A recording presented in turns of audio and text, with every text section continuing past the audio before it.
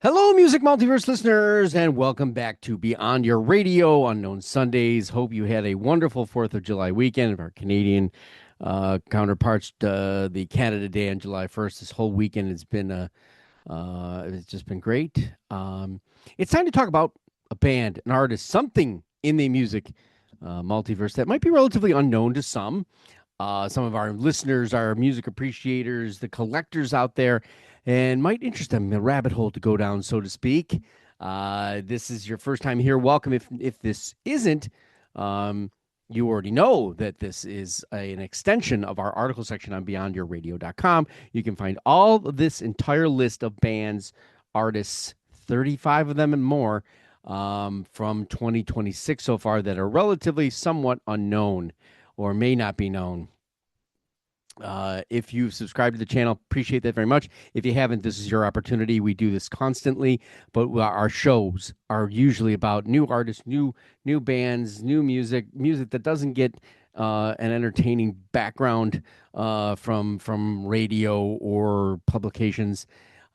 Please feel free to leave a comment. It's always something I love to respond to. I love the music banter. And of course, if you like what we're doing, give it the old like button, and that helps in our algorithm, etc.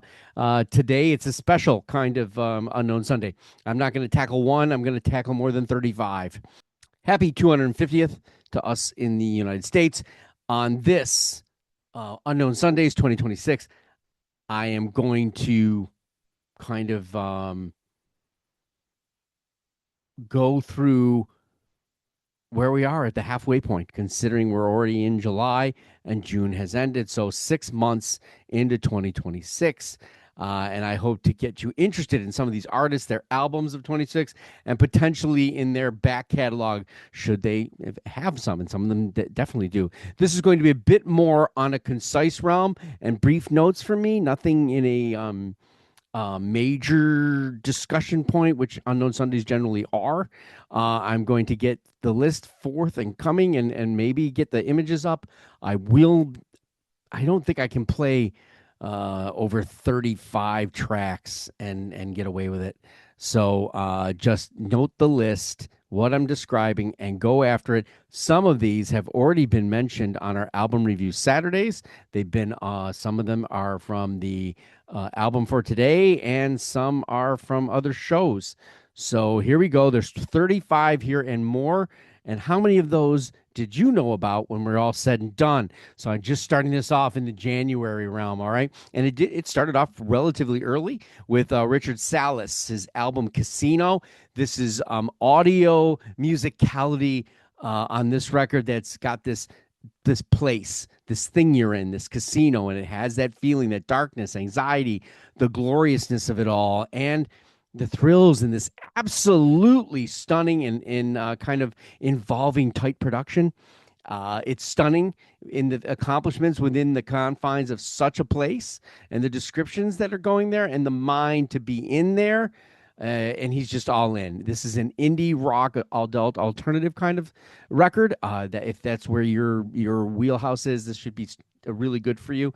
It's a little stripped back in places, a little bit forward in others. Then I go to Mana Rovaya. Bloodline is the name of the record. Now, this is next generation of folk Appalachian meets Afro-Americana with an international indie-like flavor. So figure James Taylor with the demand and the command of the storytelling and the pertinence of maybe Tracy Chapman, and the wisp of Joshua Radin. If you don't know who he is, these are people you need to know too. And it's got a millennial kind of Bob Dylan kind of feel. It's powerful. It's honest vocals with the very idea of hope versus the questions you have and what your placement in this time is, why this world is, and might eventually finally be. So Americana, folk, indie. Next up, a name you might know the last name of, but I'm not sure everyone's the knowledge of. Devon Allman and Night Vision, and the album is called Night Vision. Yes, this is the Allman lineage, goes into a progressive rock with a darker kind of vision. It's spacious in its design, which is sort of unusual for an Allman. and the southern rock background that they would normally have. His guitar work grasps at it. It's trying to hold on through waves and waves of darkness that are obviously provided by the drive of progressive rock in the synth and drone that's textured in this, that delivers the kind of the attentive mood and setting that feels like it's heading in a certain direction, a time, a place, but it's a slow brewer and emotion, and I love that about it. And this is definitely progressive rock. Next up, Liturgio del Piomba, Volume Primo. This is Maggi Padovan, multi-instrumentalist. This is master design here. Progressive saxophone, as close to the edge that it can get. Keyboard swell. There's drums that come in that are just smashing it, while all things come full on. It's a full-on jazz. It's full-on rock. It's full-on fusion. Just spiraling out of control in some instances. There's just so much more in the instrument going on, in the instrumentation going on. And if this is improv, well, this is beyond anything Italian progressive improv has brought to the table that I'm aware of. Of course, my knowledge of that might be a little bit lesser than most, but at least that I recall. This is progressive jazz rock fusion, and it's a burner. Ian Erashin, Istanbul Sessions Mahale. This is my first Istanbul Sessions experience. There are others, so you can go back. And I am, again, sucked into that jazz saxophonist and composer that's trying to do in the audio painting of a landscape, trying to fit in the geography in it, even as well as the humanity and the culture within the confines of this poverty-stricken area. It's an extremely articulate, entertaining record, even though we're in this brood and sadness of things. It's a remarkable recording that should have you wondering about the back catalog, and this is World Jazz Fusion. Next up, still in January, there were quite a few in January. The Jack Rubies, if you don't know them, Visions in the Bowling Alley. That's where I totally caught me off my post-punk guard here. It's ensnaring with slight oddities that grip and they rip like you want. You know, it's going to have some fun. It's kind of like it has this tear in the fabric of time that you would think of a post-punk record. There's violin in here. What? Yeah, it's an unusual thing. And they got some mojo. They're not going to share how they become and come to it, but it's there. Very impressive, and a hard album to actually drop from your listening habit, I found. Post-punk, punk, with a hint of avant-garde, for sure. Hiato Sumino. This is Chopin Orbit. Okay, this is for you classical avant-gardists here. This is the genius work of piano classical in the Chopin box. This is not only honoring it, but inspiringly emotional, mesmerizing at nearly every single turn of this record. There's been kind of a tampering, but you don't believe it. It feels fresher somehow, but that I still can't explain that to you. Maybe it's the youth in it, maybe, despite the bold and classical approaches. Now, this is your Olafur Arnalds, Alice Sarah Ott, like the Chopin project in that regard. So that if you know what level I'm talking about, this is high level. Gavial, that's it. I hate it. Now, don't let this throw you off, okay? This is emerging psychedelic phantom genre. It's kind of chasing something and it's amazingly done while it's chasing it. It's shadows and whispers of guitar that rival like Clapton and Vaughan, but also share space and country psych with Pink Floyd. I know it sounds bonkers. The vocalist is like butter, and you want to know why? Because his name is Butter. Mr. Butter is all he's worth.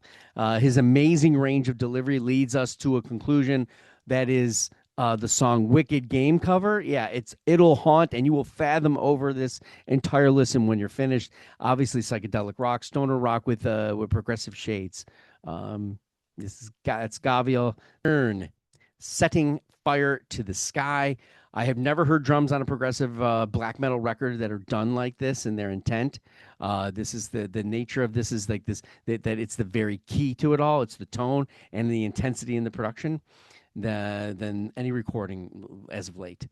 They do have that growl intent vocal. They have non, but they slaughter and manifest, and it's emotional heavy response and pattern that is very much attention getting and a true case for this band being at the top in the genre of 2026.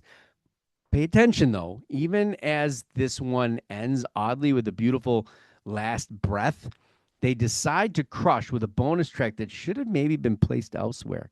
So give that a listen if you're into that. And number 10 is an artist that we've talked about on this channel. I know in the UK he may be in the superstar status, but still in the United States, I think he is relatively unknown, and it's a sin. This is Ren, Vincent's Tale. Yes, that guy who lost his ear.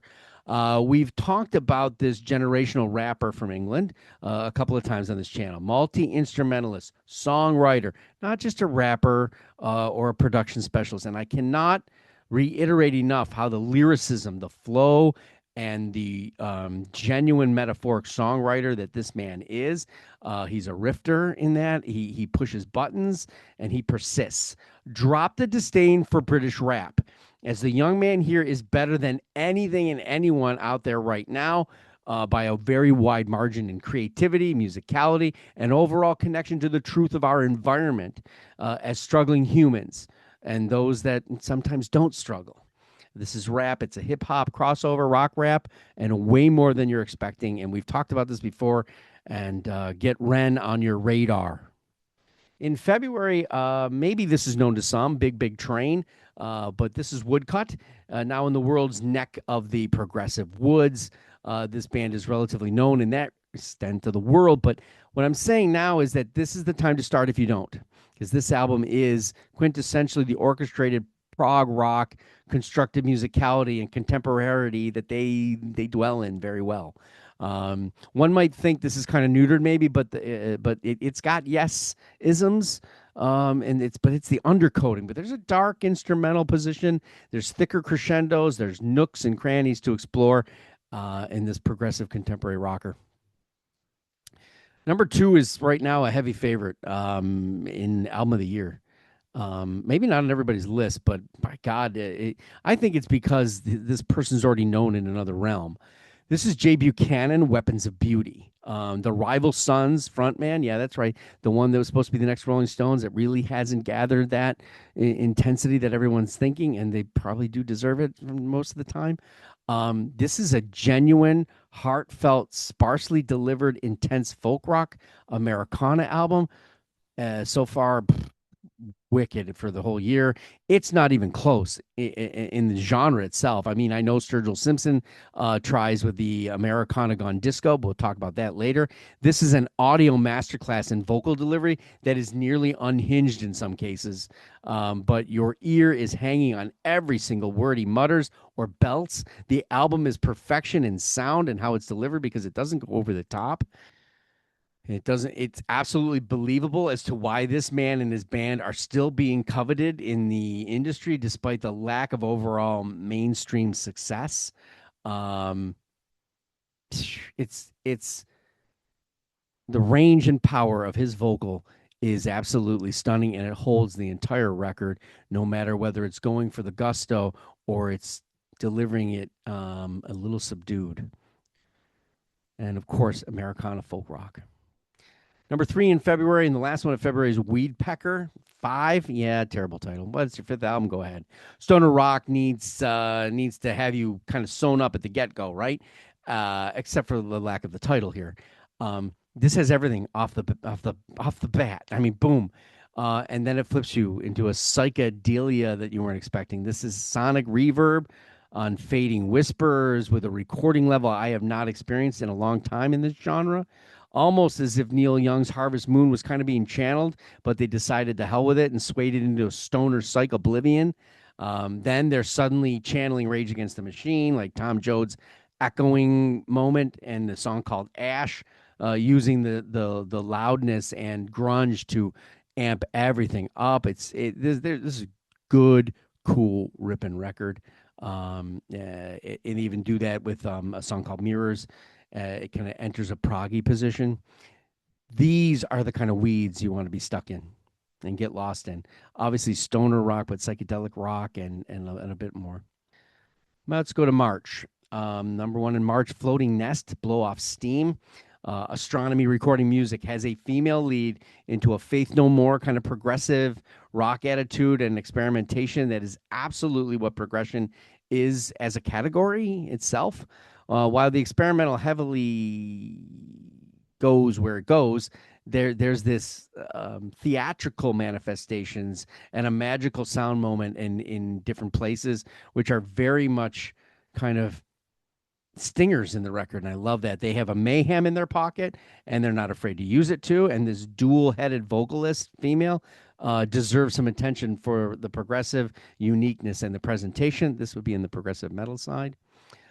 Just spoke about him, Sturgill Simpson, under his moniker Johnny Blue Skies and the Dark Clouds, Mutiny After Midnight. Now, Sturgill Simpson is pretty much a pretty good household name in the bluegrass community, but maybe he's kind of slipped a bit.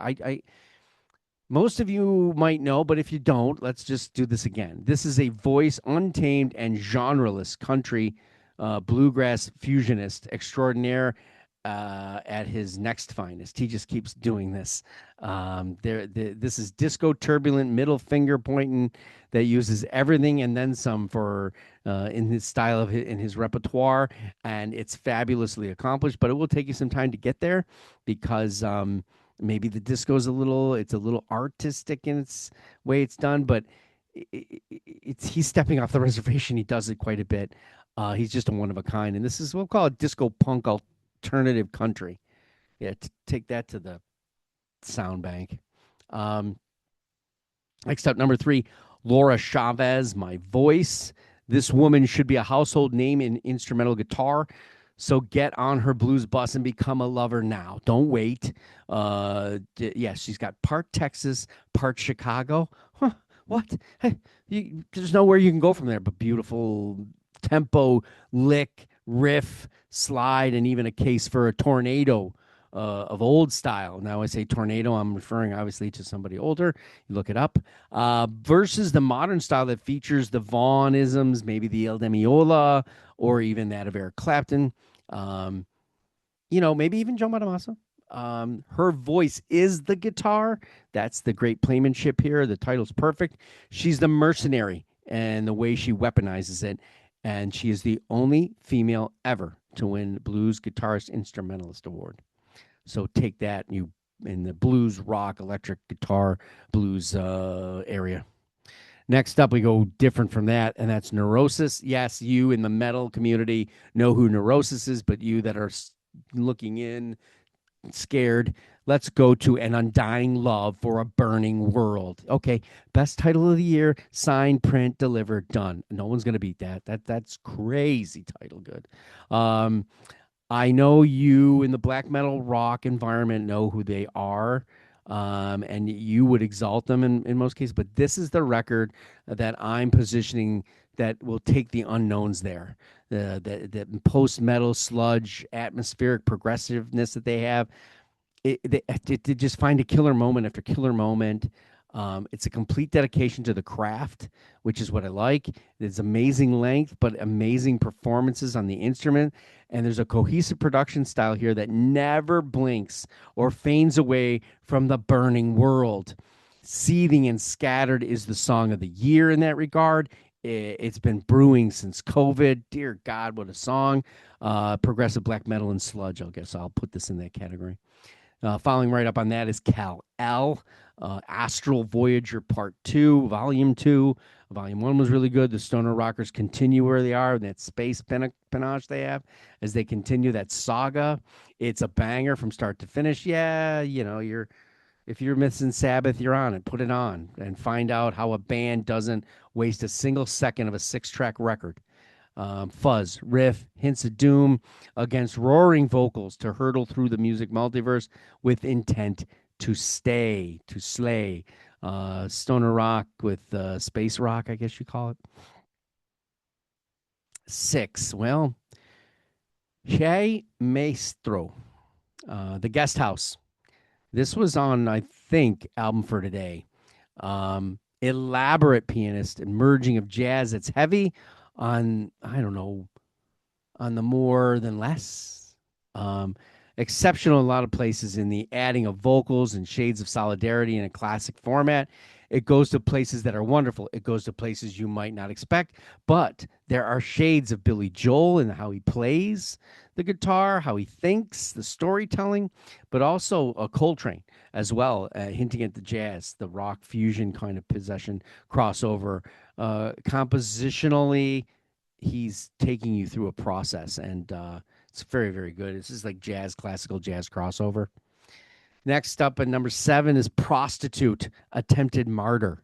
Yeah, I love that title too. Utterly walloping. Okay, this is engaging noise rock, avant garde with Middle Eastern meets the Idols and Bad Brains onslaught in this blender, and they just turn it up and right through. It's like there's a bitterness, there's a filth, and an ending that comes from a self-righteous and kind of a bigotrous position standpoint that, oh my god, the top comes off of the blender and it's hurtling the music in all ways of humanity, is ugliest, and it's unstoppable and somehow extremely pleasing, and that's this craziness of it all. So this is noise rock, post-punk. I really, really dig these guys. Good record. Number 8 in March or February, March. Yeah, March. Number 8, Yelena Ekimov. This is the Rosendal's Garden. Classic jazz with the slightest avant-garde positiveness that kind of transcends the bass. It's cello on here. Obviously, piano, synth, percussion of 3 individuals in a beautiful musical headspace. And they are totally in sync. Might be one of the most incredible, luminous, simple, emotionally restrained, and elegantly atmospherical records in jazz in quite some time. Is this the number 1 jazz record so far? It's close, man, tough one. But could it also be the top 5 albums of the year? Right now, you got to give this a listen. Definitely jazz fusion.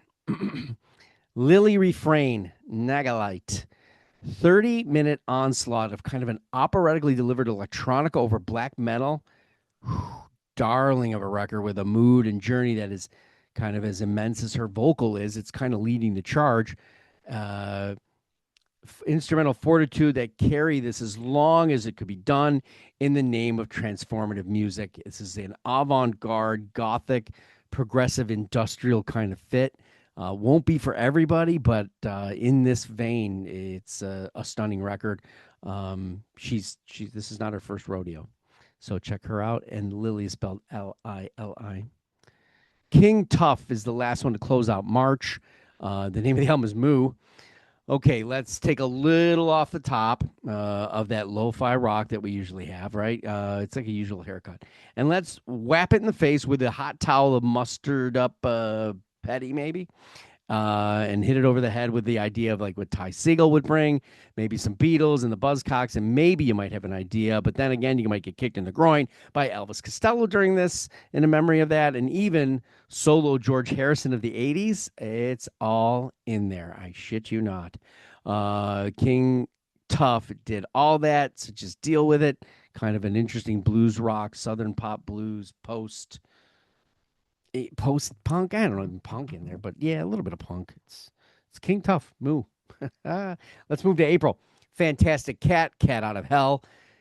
Take your jangle rock, right, and pop ensemble, and then blast it with like the Traveling Wilburys, the Beatles, and then folky and Grateful Dead.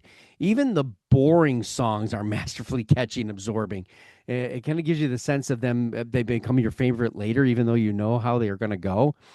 There's ones that are bangers too. There's great harmonies. There's musical fashion for everyone that reminds us what it's traditionally when it's traditionally done right. Old school works. The enthusiasm on this record is absolutely wild.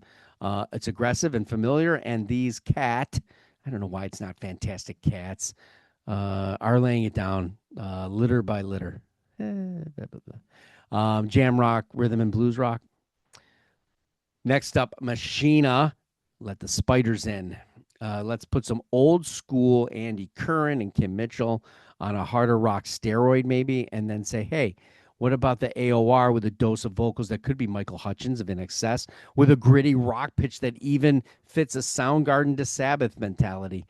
Even Led Zeppelin gets dragged in there. And of course, if you want some newer names in there to wet your whistle, Clutch would even be in there because of the heavy riff and the rumble. This is a stoner banger, meant to start to finish, with the vocals and total package production on a Norwegian scale. All right. And it goes above the Norwegian standard. So you can absolutely see this in your top 26 albums of 2026. Stoner rock, hard rock, psychedelic rock. Polymath, something deeply hidden. Something deeply hidden indeed. This is your prog orgasm of the bunch, possibly. A Laser's Edge gives us a full-on atmospheric battle that seems like it's being run by a four-headed music monster that kind of fuses Rush, Pink Floyd, and King Crimson into a thriving hard rock, even post-metal manifesto that has an audio production that is stunning. It's crafted to have the music coming at us. It's tremendously titled for what it's doing because it's fittingly deeply hidden. The listen after listen almost sounds like you never heard it the first time you heard it. It's just a progressive rock metal beauty. And Ken Golden at the head of that, of course. Here's the hardest one of the bunch, maybe, in the entire first half of the year. This is Square Pusher, Kammer Concert. I didn't think I would be holding so tightly onto this multi-instrumental avant-garde electronica as I am, but the maestro here just kept rolling, kept surprising, orchestrating from solidarity to daring, but it's easily placed. You kind of understand the layering of complexity that it has, and it's impressive, but you struggle where the struggle is to you to relate to the overall concept of this record as a whole. But that's the challenge that music makes it, and you just keep wanting to go back to this audio puzzle, trying to solve it constantly. And I think that's something that's great again and again. It'll never fade. This is avant-garde multi-instrumentalism, progressive electronica. Next up is Einar Solberg, Vox Occulta, the Leprous frontman, of course, doing his vocal best in arrangements that have orchestra, kind of a operatic, flawless, gothic delivery. It's darker, got musical styles, the intention from all musical angles, and that's what's really, really good about this. I call this gothic prog metal. With an operatic doom angle, and there's nobody better to pull this off than him. On the final album of April, Worm Stew, Last Days of Loma. I was still digging this record, and there's no pun intended, really, but maybe there's a little pun. I had no idea what I was going to be listening to. I just saw the title, went with it. Kind of has that Sloan approach, if you know who Sloan are. With the style and fun lyrical satire, melodies, and homage to maybe some style that Sir Paul McCartney would have an influence here, but manages and mangles it with the Bare Naked Ladies too, and maybe even the Skydiggers. And I know I'm mentioning 3 Canadian bands in there, but the Skydiggers are one of those indie folkers that didn't get as much appreciation in that institution. But realize one heavy thing here. This album here that I'm talking about, this Worm Stew, is punching way above its weight. And I love that about this. It's an absolute hidden gem that will easily delight most people in any genre format of power pop, alt pop, rock. Really, really catchy, really good stuff. Let's head to May. There's only 2 in May. Why is that? Well, when you realize that Tori Amos and Paul McCartney have had brilliant records in that month, it's hard to disperse your listening. Also, the Lemon Twigs, Black Keys are in there as well. So here's Gregory Hutchinson, Kind of Now, The Pulse of Miles Davis. If you're going to tribute Miles, well, you better have a set of something on you besides the instrument you're playing. Gregory's position here as the drummer is an absolute idea of the pulse of the madness of Miles Davis, and he nails it from the start to the finish. This is a all-star septet that can bring this kind of 20-year creativity and sound manifestation of history to a big life.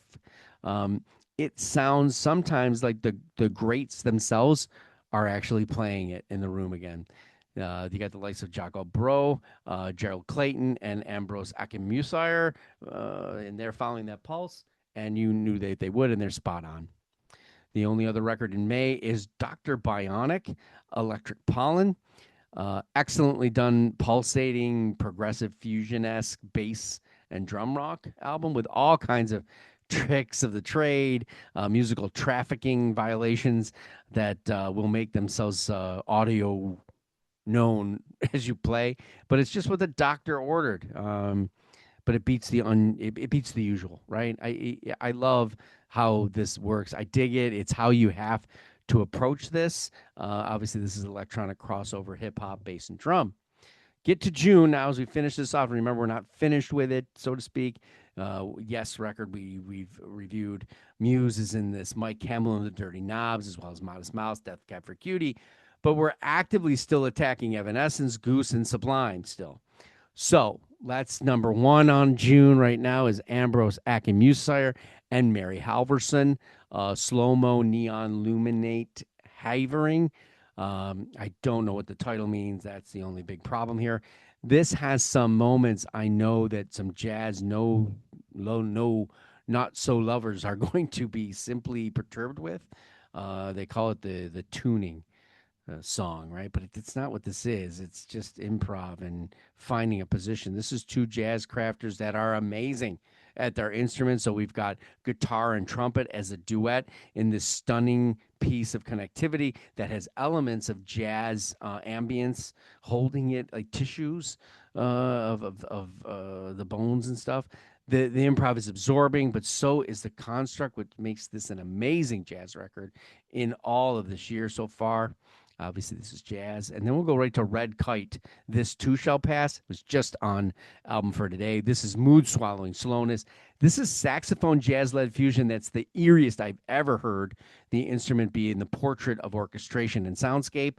This has such a reflective and compelling musicianship that it's so far off the charts that it's beyond the goodness into like a freshness that it's valuable to any new listener, as well as old listeners. An interesting wheelhouse of jazz that it's kind of commonplace. It doesn't go into like some avant-garde kind of style. Yes, we are in the Norwegian realm again, and I'm not surprised. But contemplating this is the top 26 albums of 2026 as it is a very easy call right now. So check that out. Number 3, Green Desert Water, Eerie Green Meadows. I don't want to spoil an upcoming review that's coming, but this progressive album has enough stoner rock, fuzz, psychedelia to be a challenger in the mix of the genre. It's got a breath like the album cover suggests, and it's another stellar delivery from a band that's been doing this for over a few years now. Eerie Green Meadows is a wonderful Spanish place that you'll want to be resting with your headphones on and quite possibly a little something that you already was in your system. Number 4, just when you thought you heard it all, okay, you win. And their album End of Day, well, Blues Funeral Records comes in and says, we'll have something to say about that ending of top 26 albums of 2026. This is Okay You Win, and which takes the psychedelic and hard blues rock, but then kind of wonders what it would be like if it was fused with British heavy metal. Oh, hell yeah, let's hit the old school with the charms of stoner rock. So you got your Black Sabbath playmanship, you got your chords, but not the voice. No, we're leaving that a good crisp metal vocal that has melody and delivering, working with that guitar solo and some of the elongations and very much the timing of everything hitting on all cylinders all over this record. Oh, and all of that, well, that's the first song. You whiny, snobby, hard rock old bitches. Just listen to it, all right? I know the past, but here we are at the present. So, that being said, that's 35 albums right there for 2026. that are in contention so far, and those are unknown artists, all right? Not all the known ones. But here's some other ones that we haven't gotten to yet and that are in that 6-month time window. Temples just came out, their album Bliss. Dallas Good, Richard Reed Perry have an album called We're the Watchtowers. There's a rapper, Student One. The album is called Truant, we're going to be working on. Slift is back with Fantasia. A band, Feeble Little Horses, Bick Knot, it's called. Then a favorite that I don't think people would know, but this is the Sheila Divine, the Middle Ages. So they're coming back from that stint of late 90s, 2000 bands of the Northeast. Blarf, didn't know who they were. Film scores for films that don't exist. That title alone had me. Juan Belda and the Bit Band, Memories of a Loser. Daniel Barnason, The Grotesque and the Sublime, with the Icelandic Orchestra. And then rounding out the number 10, My New Band Believe, which self-titled My New Band Believe. Already on radar for the next half of this year that maybe you want to jump in on the unknowns we know so far that we have an interest in. Number 1, Mary in the Junkyard, Role Model Hermit. Protest the Hero, I think it's a Canadian metal band. It's called Within. Giraffe, The Towering Inferno with bongo drums. Russian Circles is back with their album 9. It's their 9th. Paris Paloma, The Fatal Flaw. Paris, interesting vocalist, very well known in the UK. She was also on the UK version of the Celebrity Traders. Drink the Sea 3. Now, you might know this, but this is the 3rd record, but this is Peter Buck of REM, Screaming Trees alumni, and Queens of the Stone Age. One of my bands I love to listen to is GA20, and they're going to have a new album with Charlie Musselwhite, who's a little bit more known than they are probably, but they have the album called Blues Now. Number 9, Stefan Mancchio. He's doing an album called Scenes from a Velvet Room. Now you're wondering, who the hell is he? Well, he's an Ontario pianist who has been a chief songwriter for Miley Cyrus, Celine Dion, and The Weeknd. And then I'm going to round it out with number 10. I'm going to go to a Scottish band that's returning, just like that Sheila Divine. Trash Can Sinatras are back, and the album is called Ever the Optimist. So next, well, what would be next on Unknown Sundays? Well, we venture into super unknown territory. But if you're a movie goer, well, you know the music. But apparently you didn't know that woman behind it all. We're on the web at beyondyourradio.com, Facebook, Twitter, Instagram, TikTok, YouTube. We got articles, videos, podcasts. It's all about albums, bands, artists, anything we can get our hands on. Go Beyond Your Radio with us, a real music appreciation channel. As always, thanks for watching and happy listening.